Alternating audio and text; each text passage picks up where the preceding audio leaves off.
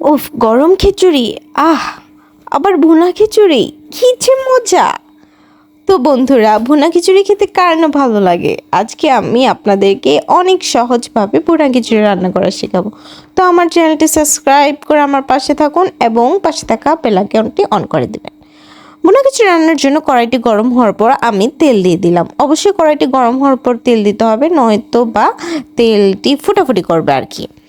তো তেলটি যখন গরম হয়ে যাবে সেখানে আপনাদেরকে দিয়ে দিতে হবে গরম মশলা। গরম মশলা কি তা হয়তো বা আপনারা জানেন, হয়তো বা জানেন না, তাই আমি বলে দিচ্ছি। গরম মশলা দেওয়ার জন্য প্রথমে দিতে হবে একটি এলাচ। এলাচটা আপনারা ফাটিয়ে দিবেন, বুঝছেন? যদি ফাটিয়ে না দেন তাহলে কিন্তু ছিটে আপনাদের মুখে টুখে তেল টেল আসতে পারে। তারপর দিয়ে দিলাম পেঁয়াজ। পেঁয়াজটা ভাজার পর তারপর এখানে আপনারা অ্যাড করতে পারেন তেজপাতা। আমি আদা রসুন তেজপাতা সবই দিয়েছি। তো তারপর ভালোভাবে নাড়াচাড়া করতে হবে। পেঁয়াজটা যখন ব্রাউন কালারের হয়ে গেলে সেখানে আমি অ্যাড করে দিলাম হলুদ। আর যেহেতু আমি এটা ভুনা খিচুড়ি রান্না করব, আমার গোস্তের মধ্যে সমস্ত মশলাই দেওয়া আছে, তাই আমার এখানে আর কোনো মশলা অ্যাড করলাম না। হলুদটি দেওয়ার পর তারপরে আমি এখানে চাল, মানে আগে থেকে ভিজিয়ে রাখা এবং সুন্দর করে ধুয়ে রেখেছি সেই চালটি অ্যাড করে দিয়েছি।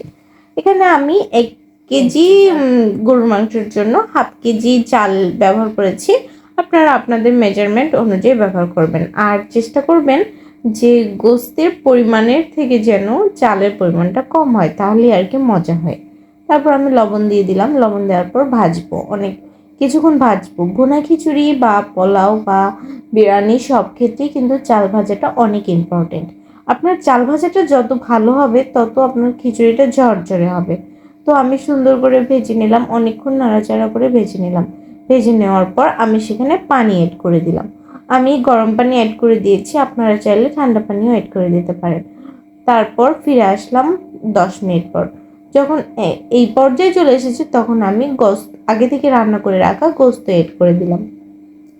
গোস্ত সবগুলো অ্যাড করে দেওয়ার পর আমি ভালোভাবে চালের সাথে গোস্তটি মার্কি নাড়াচাড়া করে মিলিয়ে দিলাম যেন বোঝা যায়। তারপর আমি হালকা লবণ টেস্ট করে দেখলাম লবণ অনেক কম, তখন আমি সেখানে লবণ অ্যাড করে দিলাম। আপনারাও কিন্তু আপনাদের মানে লবণ চাহিদা অনুযায়ী দিবেন, কেউ বেশি খায় কেউ কম খায় আর কি, কম হলে তেমন একটা ভালো লাগবে না। লবণ অ্যাড করে দেওয়ার পর হালকা একটু পানি দিয়ে আমি আবার ভালোভাবে নাড়াচাড়া করে এই যেন সব জায়গায় লবণটি। তারপর আমি ঢাকনা দিয়ে রেখে দিয়েছিলাম, কিন্তু সেই ভিডিওটি স্কিপ হয়ে গিয়েছে, সরি। তো এই যে দেখেন আমি 5 মিনিট পর, মানে 5-10 মিনিট হবে, তারপর মানে লুকটি এমন এসেছে। তো আমি চেপে চেপে এভাবে দিয়ে দিচ্ছি যেন কালাইটি একেবারেই আস্তে আস্তে থাকে, যেন মজা লাগে।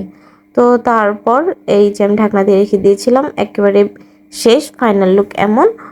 আর বিরিয়ানিটি মানে খিচুড়িটা অনেক ঝরঝরা হয়েছে আর অনেক সুস্বাদু হয়েছে।